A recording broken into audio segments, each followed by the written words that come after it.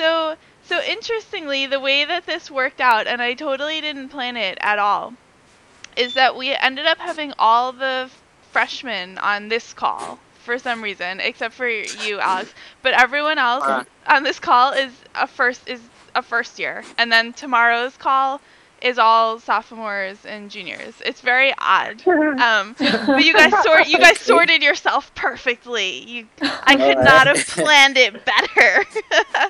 But no, I feel like it's a good opportunity to sort of share across, because you're all at such different schools, and having really different experiences. So I think it's sort of fun that it ended up all the freshmen. And Alex, you can add your wise words as a second year who's been through it all already. But I sort of wanted to start by asking Rian, because I know you did almost your entire college education in Indonesia and then came here and started over, which is crazy to me. I mean, that's amazing that you did that. It sounds crazy to everybody, even back at home. It's like people in the university, they keep asking, "Are you sure you're going to make this decision? I mean, you're going to finish school maybe in a year or 2 year, perhaps." I said, "Let me try to find a school first there, and if I don't get a school in the US, I will be back in the previous university." But what was it? I mean, why did you so much want to come to school here that you were like willing to do a whole extra 4 years that you didn't have to do? Yeah, actually my GPA, it wasn't that good back then, so maybe it's nice to have a second chance. You know. So I tried here, and actually things are getting better in the US. Yeah, why do you think that is? Is it the systems are really different, or because you're more ready this time around, or what's the difference? Yeah, maybe I'm more ready this time. Because I don't want to mess up again.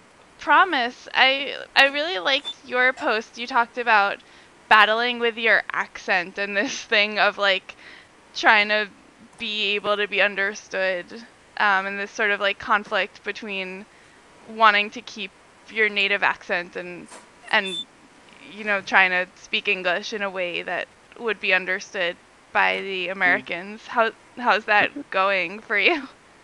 Yeah, right now everything is fine. As you can see, my accent is not really bad right now, and before it was like so bad. You know, when I'm talking, people always kind of say, "Excuse me, you know, can you please come again?" You know, it's kind of annoying, but I have to cope with it. And now, kind of, I'm better. Yeah. Has that made it harder for you to like meet other people or get to know the American students, do you think? Yeah, sometimes actually, okay, when I was in that, you know, when I was in that situation, when I had to talk, and actually I didn't kind of want to talk to much people, although I talk with much people here in college, but then I didn't want to talk with much people, or when they're talking about something in class, or sometimes like, I just didn't feel like talking because I didn't know if they're going to hear what I was kind of going to say or something like that, but right now it's better. I talk and people understand. Did the rest of you have that same thing where when you first got here you sort of felt like you were having trouble being understood or feeling like you didn't want to talk because of the way you would sound? Actually, none of my classmates told me this, but at the end of my year, one of my group mates was like, you know, he confessed to me that when I went in front of class, because we're in the same group, when I went up in class, he was like, "Oh man, it's gonna suck, man. It's accent." So he didn't tell me that until it was all over, like at the end of the semester. You know, like, you know, I was like, okay, I see. But yeah, I didn't. No one told me until the end. Do you think, Alex? Do you think there's a difference in the way you speak now after like a year and a half here? Do you see a big difference? I mean, I don't really from the first time I met you. Not in a bad way or a good way, but do you feel like it's really different now? Nah, I remember trying to watch some videos, trying to get like when I just got in here. I don't feel like there's a difference, but I remember trying to do something about it. Yeah, you know, to talk maybe a little bit slower. Oh, you did. You made Yeah. a conscious effort to try to Yeah, try speak to to be them. slow when I'm expressing something, but Mm. I usually get excited, and yeah, then people don't understand me, and Yeah, and Dandan, you were sort of nodding your head as it were too, right? You've had that same experience? Yeah, maybe because I spoke very slowly the Mm. first time. So, when I said something, others just stare at me, and so, yeah, that make me really embarrassed because I thought my voice was perfect at home. Mhm. So, that really, yeah, I really need to change a lot when I came here and try to adapt to the new local voice maybe here, Mhm. and so just to make everybody to understand me. So like What that. what did you do to adapt? Was there anything specific that worked for you? Maybe just to try to communicate with Americans, not just to communicate with Chinese here, and not just to communicate with other international students here.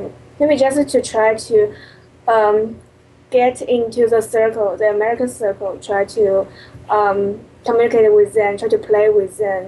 Mm. When there is a party, try to go there, try to have fun. Yeah. Has it been easy to integrate with other students that are not Chinese students? Yeah, a little bit actually. Yeah, because I'm a kind of traditional Chinese, Hmm. and I'm not used to talking too much. Sometimes I may want to stay quiet, and I may want to read in a quiet environment. But it is quite different. Americans are quite different because they can study and play at the same time. Yeah, that's really amazing. And so they can read in the noisy environment and still have a good study. So that Mhm. really embarrassed me, and the party can be very crazy. I thought it was so interesting in your photo post that you did when you were talking about like the differences with like Americans being wanting to share their pictures from home, and like that was an unusual thing. That was something I'd never thought of. No, I'd never thought about that before, but because obviously I'm American, and it's so natural. We put together Yeah. photo scrapbooks and put photos all over our house. It was so interesting to me that that was something that was culturally different for you. Um, yeah, maybe for me, I don't know because this also varies amongst different persons, I think, and Mhm. I only know that most people around me don't are not used to posting photos public, make the photos public.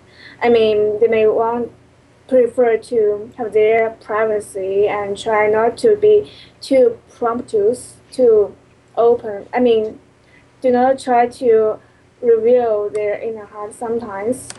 For the rest of you, what do you think has been like the weirdest thing that was different? Like the thing that you would never have even thought to think about in advance?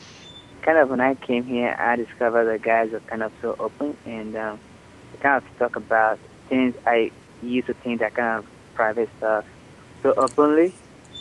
And like, at home, nobody will come and ask you, do you have a girlfriend or something like that. But here, like, everybody kind of asks you, and I told me you can't be hiding it. Even if you have a girlfriend, you won't like to say that. Mhm. But here, like, everybody just talks about it. It's so open, nobody cares.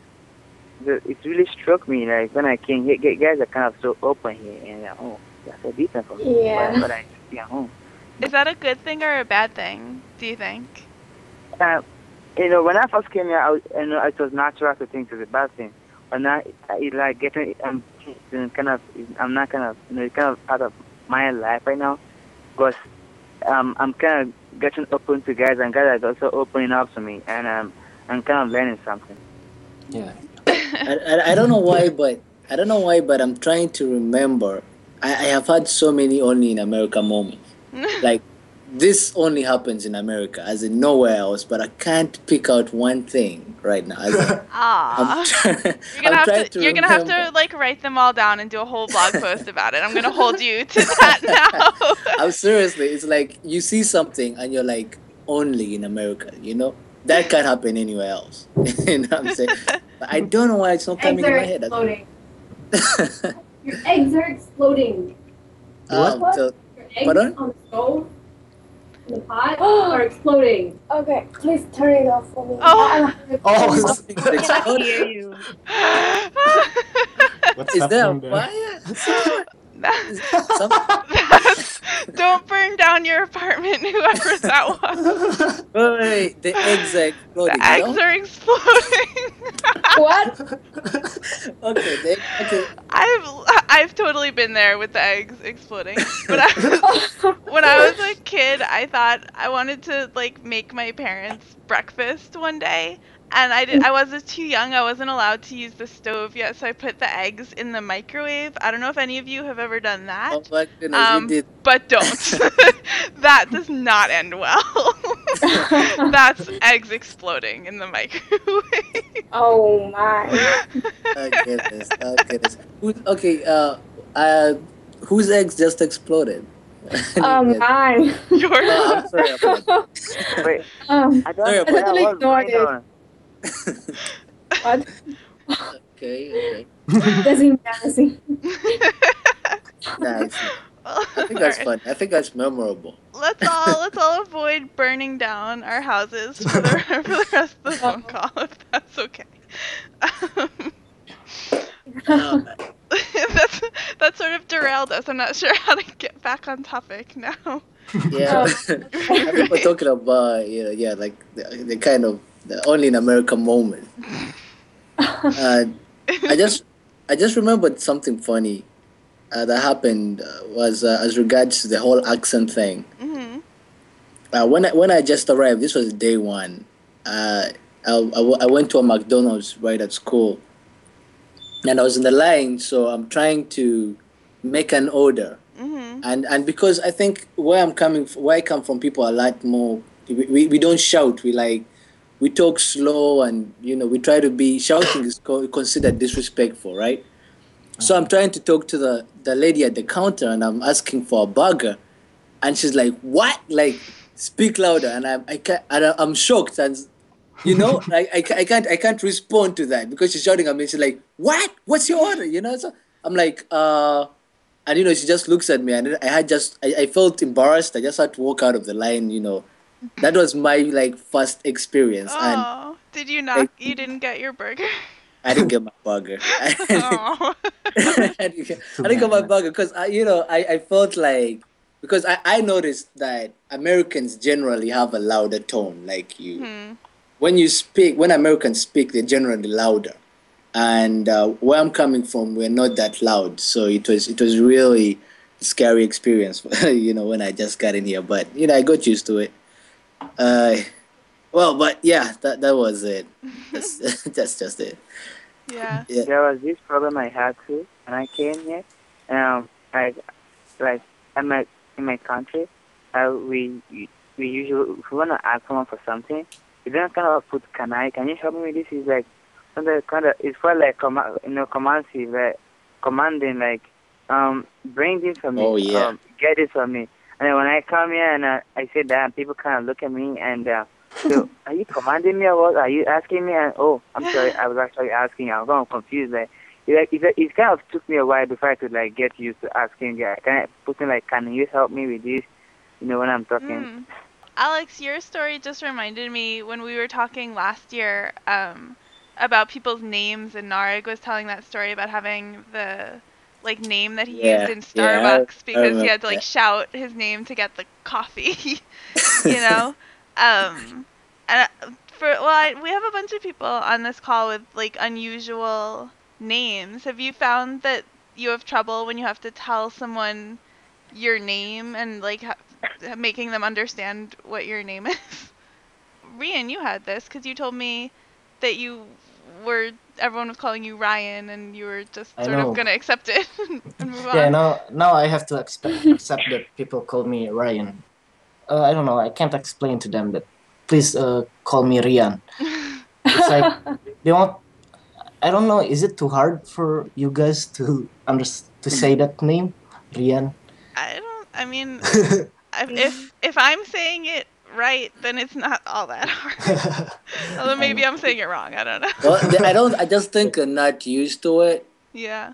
Yeah, Yeah, like maybe. which if, yeah, someone's like Ryan, or someone's like, shouldn't that be Ryan? Something like Well, that. Yeah, especially with it spelled exactly like the American Yeah. Ryan. Mm-hmm. So I'm curious from you, Thuy, because we haven't really talked to you at all. So you're here, unlike everyone else, you're here for an MBA. Can you tell us a little bit about what it's like to be in business school and just sort of generally what your experience has been? It's kind of busy to be a business student because especially when you're a graduate student, and I have exam every week, and it's really tired, exhausted. And then the professor went so fast. I mean, one class he will complete one chapter, so that's really, intense for us to catch up with the other people. And sometimes I really get lost in the class. Somehow I feel that, I don't know, maybe I get into kind of mid-grade school. It's not a top school, so everything is kind of not really difficult for me. Somehow I think that the way they are teaching, like in my university, because most of the time I just faced with the theory thing and not really practicals as I expect. But you think that that's like the program that you're in, or is that the nature of, well, I guess you can't compare, but is that sort of the philosophy of how business is taught in America, do you think? Maybe for the mid-grade school, normally they try to teach the other students to be a kind of employee or manager, try to find a job. But as I know from the top business school, the professor gonna teach the student to be an owner. They're gonna start a new business by their own. So that's why it's a little bit. It's a big difference between the way they transfer knowledge to the student. What's your ambition? Do you want to be an owner or an entrepreneur or something? Like, what are you hoping to use it for? I think that I'm gonna work for. I love the non-profit sector, so I think I will work for kind of NGO company or organization because I want to work for people and help people. And will this type of education, you think, do you think it'll be helpful towards that goal, or do you feel like maybe you would have done better staying home or going to a different school? Yeah, actually, kind of Boston University, UCLA, Stanford, Harvard, they have a lot of, the MBA, but concentrates in the non-profit sector. But for the mid-grade school, they don't have that kind of MBA, another thing. Does anyone else sort of have that feeling that maybe you didn't make the right choice either with the school that you're at or with coming all together? Or did you ever have any doubts or regrets about your situation? Yeah, kind of. I did. Kind of when I came in, and I learned when I came in, people started freaking me out. Hey, promise, it's gonna get really cold out here in Minnesota, and you're gonna die. What? Everyone, if you're gonna say I'm from Nigeria, I say, oh, sorry, have you seen snow before? No. Man, you're gonna die during winter. Man, I just hated everything because, man, I hate cold. I hate the cold in Nigeria, and then coming here, I'm so afraid of cold. I'm really so afraid of cold. Minnesota is very cold. When did you come? When did you come to the States? When I did you came in arrive? August. This August, the last August? Yeah, this August. Oh man, I'm Still sorry, summer. but I have to tell you. Oh man, it's gonna get cold. And Alex, you're all the way down here in DC. Promise is way up in Minnesota. Yeah, it's gonna be way worse for him. It's gonna be worse, man. I live in North Dakota. I think that would be colder than you're Minnesota, right? You're gonna have Yeah. by far the worst. Definitely. Yeah. Oh. Well, I know how it feels. I know how it feels. I had to go through that winter. It's crazy. Yeah. And they told me that wasn't even the worst last year. No, last year was nothing. You should have been here the year before. We had like What 5 inches of snow. Snowmageddon? That's what they call it. Snowmageddon. Yeah, that's what my classmates call it. Yeah. Snowmageddon. You know. So Alex, give Promise some advice. How can he get through the winter without freezing? Promise, I think you should just go out there and buy get yourself 3 sweaters that you can wear like every day and a jacket. Oh, on top of that, like this wool jacket. You know? Oh. Yeah, as in that's how you make it through. But I don't think it will help much though. I'm not gonna suffer. I mean, I don't need anybody to comfort me. What advice do you have for someone who might be reading the blog or thinking about starting to apply? Like, what do you wish that you had known or wish that you had done? I would say, I think I would kind of say that the person shouldn't like freak out, and then the person kind of should not lie in his application. Like do his best, but not to kind of bring up things he didn't do, because admission officers always have a way of looking deep into your application and knowing the true stuff about you. What about you, Rian, applying from Indonesia? Was there anything like in particular that you wish you had known or wish you had done differently, or anything that you did and you were like really you did it right and you think other people should copy what you did?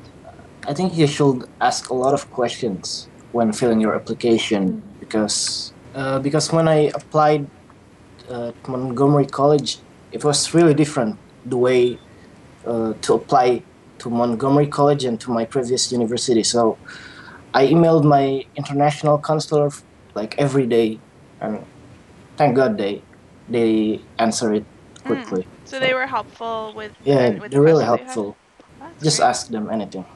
Yeah, and if it's kind of, it would be awesome, like if you kind of have an interview with your college, even though it's like you stay in another country, you could actually call them, and some colleges actually offer interviews where they can actually interview you like online through Skype, call you or something like that. I had one while I was at home, so I think it really helps.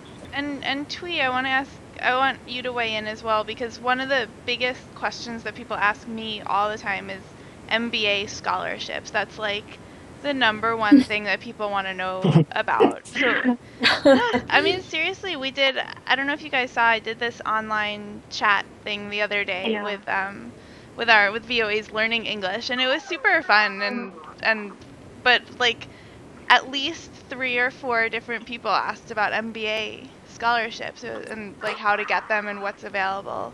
So how did you approach it? For the MBA scholarship, for international students, it's quite hard. But I think that if you have really good background, you have working experience, and you have some social activities, and also your GMAT and TOEFL. For example, you got a GMAT 700 score and the TOEFL more than 100. Definitely, you can ask for the scholarship.